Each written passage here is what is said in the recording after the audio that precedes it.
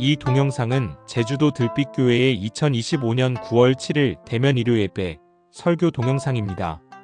오늘 예배에서는 들빛 교우들이 만든 가사에 노래를 붙인 새로운 곡들을 함께 배우고 연주하는 특별 시간을 가졌습니다. 이제 오늘의 말씀 함께 읽도록 하겠습니다.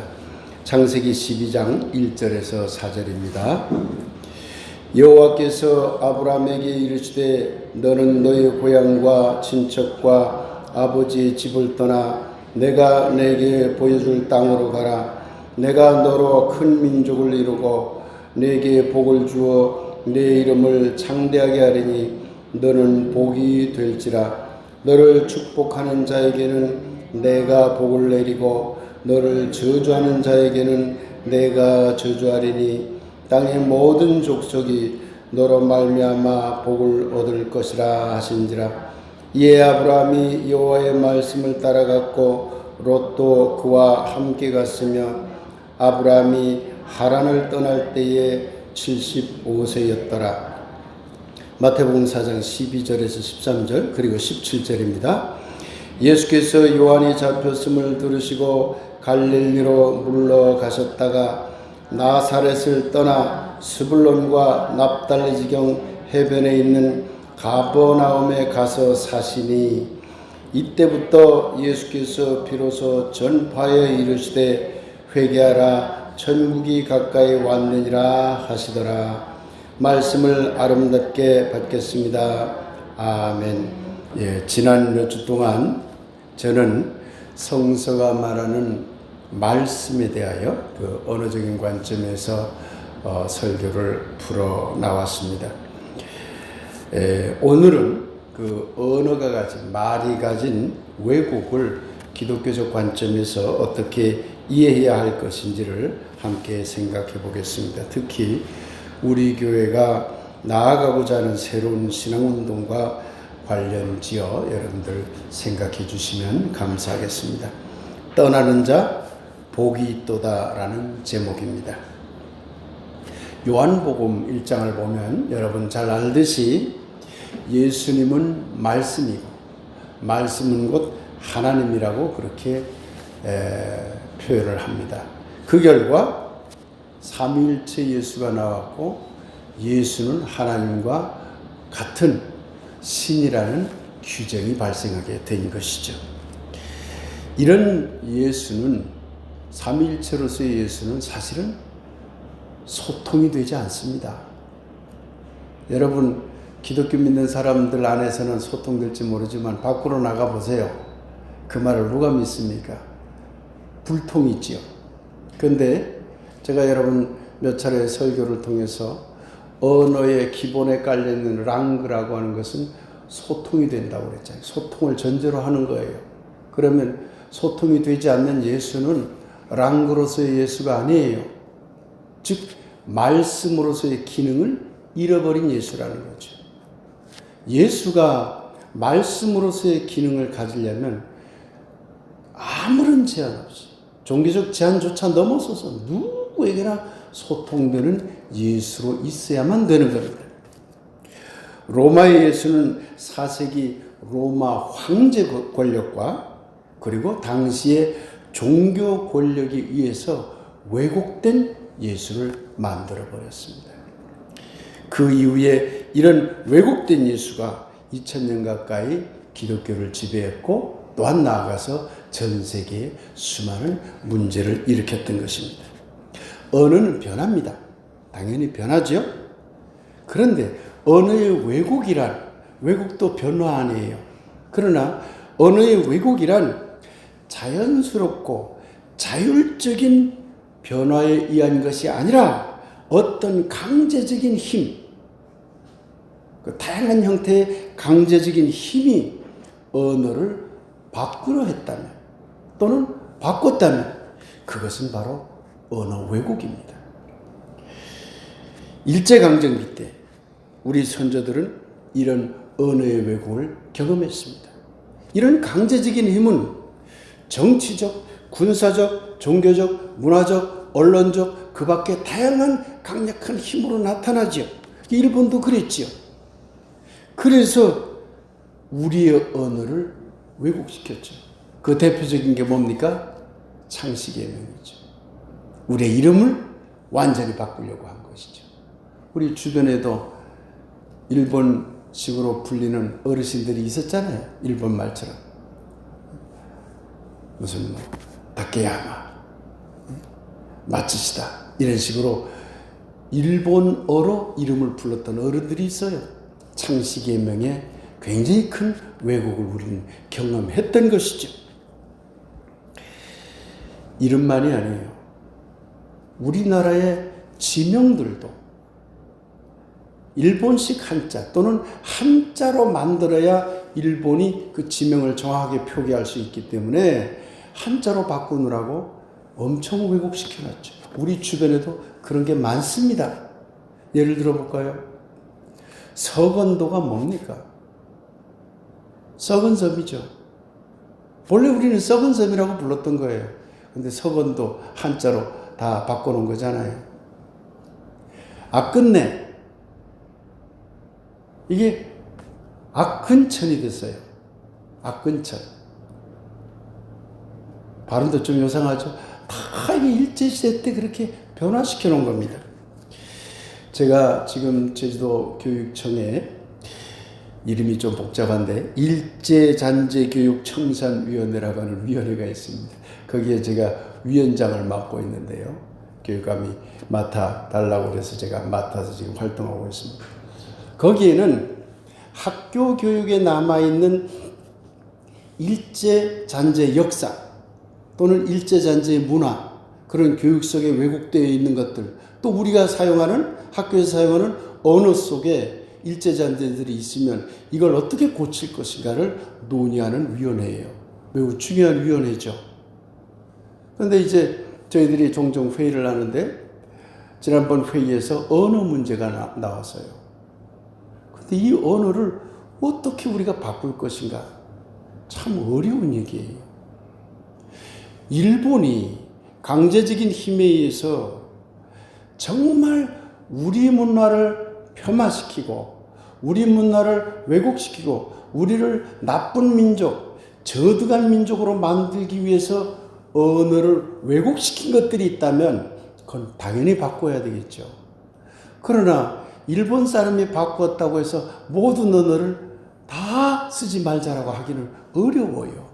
언어라는 게 그런 거예요. 한번 침투되면 그 언어가 랑거로서 통용, 즉 소통이 되어버리기 때문에 다 소통이 되는 것이죠. 제가 좋아하는 철학, 그 일본 사람이 만든 말입니다. 일본 사람이 만들어서 쓰지 말까요?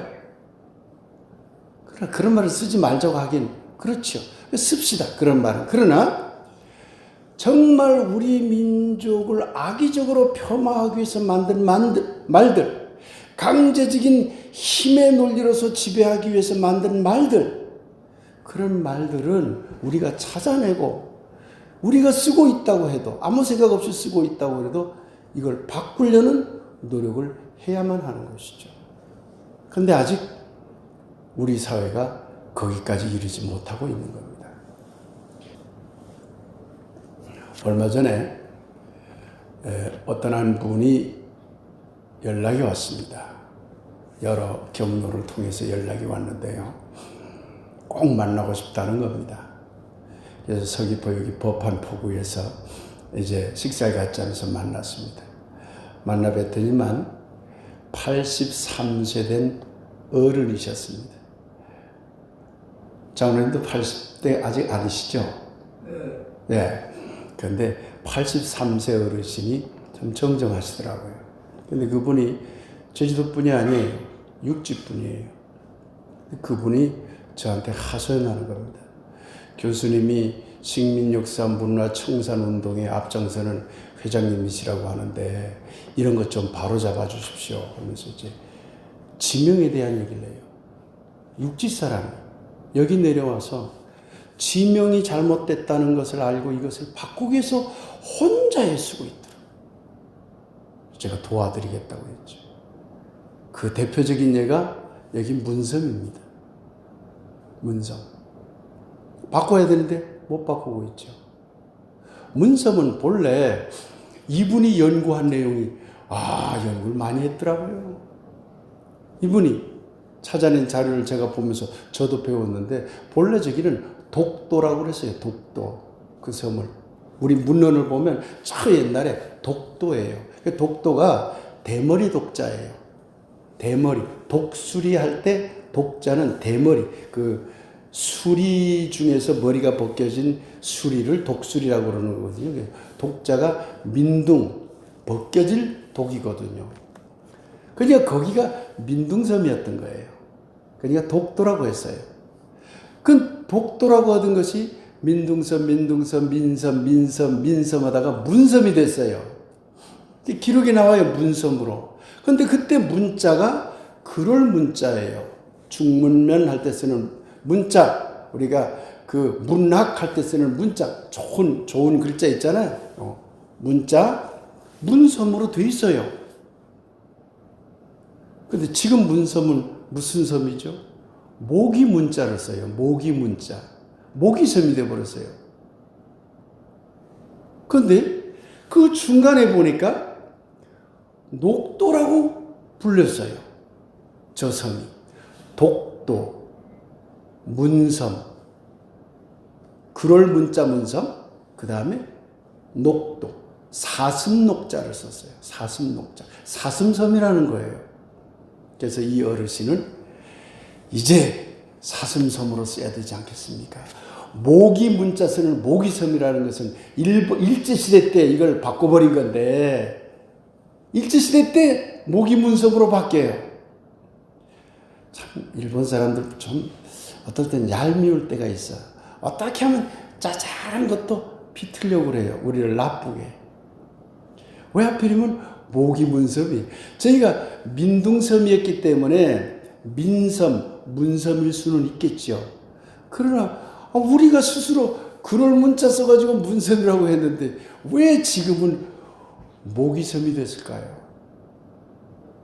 그걸 바꾸기 위해서 애쓰는 운동을 혼자 애쓰고 있더라고요. 그래서 제가 맡고 있는 식민역사 청산회의에서 함께 이걸 바꿔보도록 노력하겠습니다. 그래서 지금 그걸 추진하려고 합니다. 이런 의식이 필요한 거예요. 육지에서 온 분인데 그분은 그런 의식을 갖고 있지만 우리는 아직 그런 의식을 못하고 있는 거죠. 앞서 로마의 예수는 황제라는 정치 권력, 그리고 당시의 종교적인 힘에 의해서 왜곡된 예수라고 제가 말씀을 드렸습니다. 그런데 이것을 조금 더 살펴보면 이런 겁니다. 예수는 분명히 인간입니다. 그런데 신으로 바꿔버렸어요. 왜곡이 됐잖아요. 이게 예수의 신격화는 황제의 신격화와 맞물려 있어요. 그 당시에 황제는 신격화되어 있었거든요. 그런데 신격화된 황제가 신이 아닌 예수를 믿는다는 게 흔한 말로 좀 그렇잖아요. 그러니 황제는 신도 아닌 인간을 내가 믿어? 내가 신인데? 올려. 이렇게 된 거예요. 예수님은 하나님을 믿으라. 신을 믿으라. 누구를 믿으라고 그랬어요? 예수님은 신이라고도 하지 않았어요. 하나님이라고도 말하지 않았죠. 예수님은 뭐라고 했어요? 아버지를 믿으라고 그랬죠. 아빠를 믿으세요. 자기를 믿으라고 해본 적 없습니다. 예수님. 아빠를 믿으세요. 그랬어요. 발음도 아빠, 이 발음 그대로예요. 아빠를 믿으세요. 하나님을 상징하는 말로 쓴 거죠. 그런데 기독교는 아빠를 안 믿죠. 예수를 믿죠. 바뀐 거죠. 왜곡된 거죠. 예수님은 이원론을 버렸어요. 근데 기독교는 이원론을 철저히 가져왔죠. 천당지옥 나눴고, 예수님 나누지 않았어요. 선과 악도 안 나눴다고 예수님은. 진리와 거짓도 안 나눴어요. 예수님은. 정의와 불의조차 나누지 않았어요. 예수님은. 마태복음에 예수님이 분명히 말했잖아요. 하나님은 악인에게도 선인에게도 똑같이 비를 내린다. 하나님은 불의한 자, 정의로운 자, 다 똑같이 햇빛을 내린다. 하나님은 그런 구별이 없다. 그런 아빠를 믿으세요. 그랬는데 지금 기독교 신자들은 그런 신을 안 믿죠. 다 이원론으로 나누는 그런 신을 믿잖아요. 왜곡된 거잖아요. 알면 탈출해야 되는데 탈출 못하는 거죠. 언어에 갇혀 있는 거예요. 우리가. 예수님도 1세기 사람입니다. 고대인입니다. 그러니까 그 당시에 남성 중심주의적인 남성 우월적인 시대에 살았습니다. 그러니까 남성 우월적인 그런 생각을 완전히 예수님이라고 해서 벗어나지 못했어요. 그런데 예수님이 깨어 있었죠. 그러니까 여성도 매우 존중했어요. 실제로 예수님의 제자 중에 대부분이 여성이었어요. 12명 그 남성 중심적인 성서만 골라 써놓은 거예요. 마리아 복음서에 보면 마리아가 대장이에요. 베드로가 아니라. 근데 그런 건 다 없애버렸거든요. 그런데 기독교는 여성을 완전히 버려버렸죠. 그래서 마녀 사냥도 하고 더 철저하게 여성 편마가 일어났어요. 기독교에. 아직도 일어나고 있는 게 우리 이 사회 21세기인데도 대한민국의 기독교 안에서는 예수님의 말씀을 다양하게 해석하라고 요청했는데 기독교는 해석을 못하도록 막아버렸죠. 이처럼 종교적 강제력은 신앙의 왜곡은 물론 기독교가 지금까지 사용하고 있는 대부분의 종교적인 언어까지 왜곡시켜버립니다. 우리가 사용하는 말조차 왜곡시켜버립니다. 이런 왜곡의 피해는 목사인 저에게도 고스란히 남아있습니다. 그 왜곡과 잘못된 교리와 언어를 이제 저는 어느 정도는 잘 알게 되었다고 생각합니다. 그럼에도 불구하고 저 자신도 무의식 중에 여전히 기존의 왜곡된 교리나 기존의 왜곡된 언어를, 기독교 언어를 사용하고 있어요. 저 자신도 부끄럽고 저 자신도 철저히 반성해야 되는 그런 것이죠. 이렇게 한번 왜곡된 언어는 무섭다는 겁니다. 이게 쉽게 고쳐지지 않는다는 거예요. 끊임없이 깨어 있어야 한다는 거죠. 우리 아직도 늘상 아버지 하나님 그러죠. 하나님 아버지 그러죠. 우리 집사람하고 저는 매일 아침 기도, 여러분들을 위해서도 기도하고 매일 아침 합니다. 네. 매일 일어나서 부득이한 하루 이틀 1년에 빠지는 날이 있긴 있어도 그러나 거의 매일 일어나서 여러분들을 위해서도 기도하고 그럽니다. 그런데 그러고는 주기도문을 외우는데 아버지 하나님이라는 말이 너무 걸리는 거예요. 그래서 우리 두 사람은 어버이 하나님이라고 합니다. 어버이는 어머니 아버지 하나님이라는 말이니까 어버이 하나님. 사실 아버지 하나님이라고 하는 것도 예수님도 남성 중심주의에 있었거든요. 벗어나야 된다는 걸 알면서도 못 벗어나고 있잖아요. 우리도. 저도 마찬가지예요. 기도할 때 무의식 중에 아버지 하나님 그러잖아요. 이 언어의 왜곡과 그 왜곡된 언어에 관습이 됐다는 게 이렇게 무서운 거예요. 성부와 성자와 성령 저도 늘 사용하잖아요. 그런데 저는 삼위일체 중세가 만들어 놓은 성부와 성자와 성령 그런 뜻으로 말하지는 않으면서도 그런 뜻으로 말하지는 않습니다. 성자가 왜 꼭 신이어야 됩니까? 인간도 성자가 될 수 있죠. 누구나 다 하나님의 아들이 된다고 예수님이 성경에 써 있어요. 누구나 하나님의 의를 쫓고 하나님의 뜻을 따르면 하나님의 아들이 된다고 했거든요. 성경이. 양홍찬 장로도 하나님의 아들이고 김지원 장로님도 하나님의 아들이고 박호영 권사도 하나님의 아들이고 아니 따님들도 다 하나님의 아들 여기서는 하나님의 자녀라고 합시다. 자녀가 다 될 수 있는 거잖아요. 그러니까 우리 다 거룩한 자녀죠. 그게 성자 아니에요. 저는 그런 뜻으로 고백을 해요. 그럼에도 불구하고 다른 용어를 만들어내지 못하니 여전히 성부와 성자와 성령 그래요. 언어란 이런 겁니다. 여호와 하나님. 마찬가지 이게 다 수정해야 될 것들이거든요. 우리 교회가 완전히 수정한 거 하나 있죠. 성도들 그러죠. 다른 교회에서는. 제가 이제 다른 교회 가서 이럴 때 성도님 할 때 못 견딥니다. 저는. 예. 아니 참 뻔뻔하기도 해요. 우리는 거룩한 불이야, 거룩한 사람들이야, 거룩한 사람님 그러는 거거든요. 부끄럽지 않으세요? 거룩한가요, 우리가? 그래서 우리는 교우라고 바꿨잖아요. 종교로의 길을 같이 가는 벗들이라고. 고쳐야 될 것들이 너무 많다는 겁니다. 언어는 안경이라고 지난 설교에서 말씀드린 바 있습니다. 이 안경인 한국어가 왜곡된다면 또는 신앙의 언어가 왜곡되었다면 그 이유는 두 가지입니다. 안경 도수가 맞지 않거나, 두 번째는 도수 맞는 안경을 잘 썼는데 이게 너무 더럽거나, 둘 중에 하나죠. 만일에 언어의 왜곡을 자체를 깨닫지 못하고 왜곡된 언어가 참 진리인 것처럼 올바른 언어인 것처럼 그냥 사용하고 있다면 그건 도수 맞지 않는 안경을 쓰고 그냥 다니는 것과 똑같은 얘기예요. 틀린 것도 모르는 거죠. 보는 게 맞는 건 줄 알고. 그런데 깨달았어. 그게 틀린 걸 알았어. 알았는데도 계속 그 말을 써. 그럼 틀린 걸 알았다는 얘기는 도수를 고쳤다는 얘기잖아요. 그런데도 계속 그 말을 쓰고 있어. 더러운 걸 닦지 못하고 있는 거죠.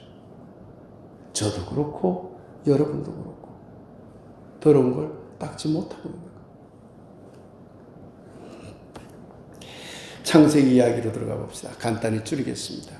아브라함 본래 레바논 사람이에요. 하란이 지금의 레바논 지역이에요. 그냥 아랍 사람이에요.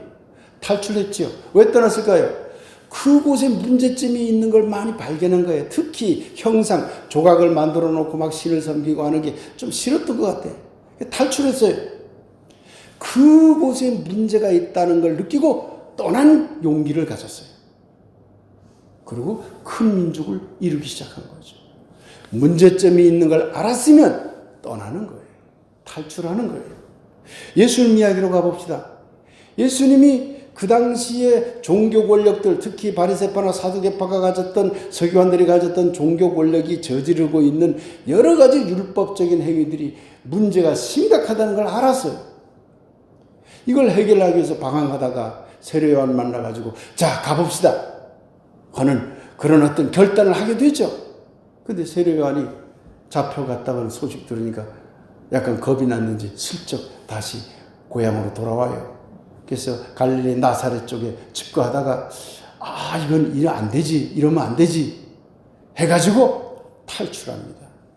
나사렛을 떠나, 오늘 그렇게 써 있습니다. 나사렛을 떠나, 그 고향을 떠났다는 얘기예요. 떠나 다른 지역으로 가서, 가버나움 지역으로 가서 살았다. 그때 비로소 외쳤는데 회개하라, 하나님 나라 가까이 왔다라고 외쳤다. 새로운 탈출을 통해서 새로운 삶으로 전환했다는 얘기가 되는 것이죠. 두 이야기가 거의 같은 겁니다. 문제가 있는 걸 발견했느냐? 그러면 탈출하시오. 우리 언어 문제도 그렇다는 얘기입니다. 우리 문화 안에 잘못된 것들을 떠나야 한다. 이거는 다 아는 얘기죠. 근데 무엇을 어떻게 떠날 것인가? 그 잘못된 문화들을. 근데 너무 많은 거예요. 그런데 그 중에 가장 중요한 게 뭐냐? 잘못된 언어로부터 탈출하는 겁니다.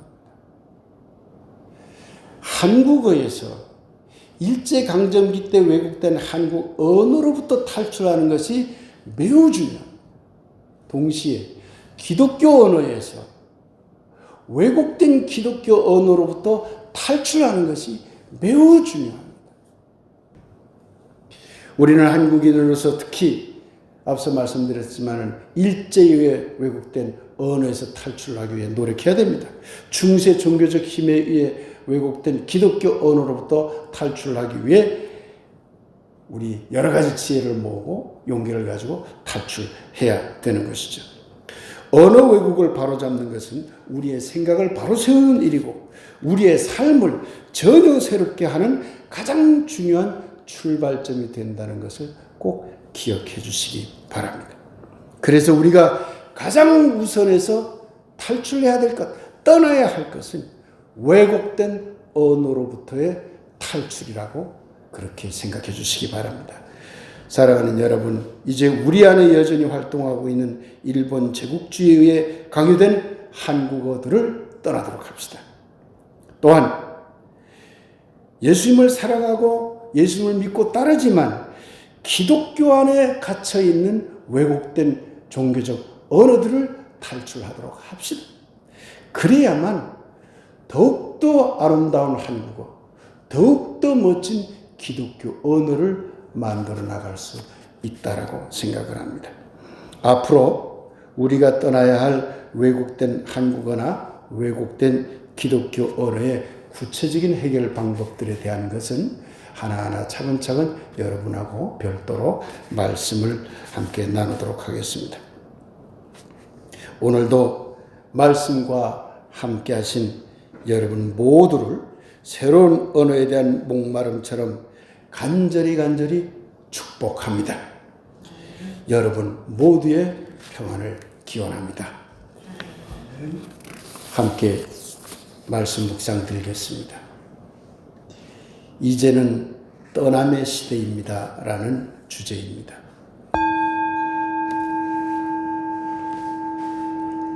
이제는 떠남의 시대입니다. 기존 체제를 떠나는 시대이고 기존 권위를 벗어나는 시대이고 기존 질서를 넘어서는 시대이고 기존 왜곡을 바로잡는 시대입니다. 그 무엇보다 왜곡된 언어로부터 탈출해야 하는 시대입니다. 그리고 끊임없이 새롭고 아름다운 언어를 만들어야 하는 시대입니다. 모든 언어의 랑그와 파롤과 함께 살아있는 말씀이시여 우리 언어 안의 랑그가 깨끗하게 씻어지기를 비나이다. 그 랑그 위에 펼쳐지는 우리의 파롤 언어가 아름답게 퍼지기를 비나이다. 아멘. 9월 7일 대면 예배 설교 동영상을 마칩니다. 이번 한 달도 늘 건강하고 행복하시길 기원합니다.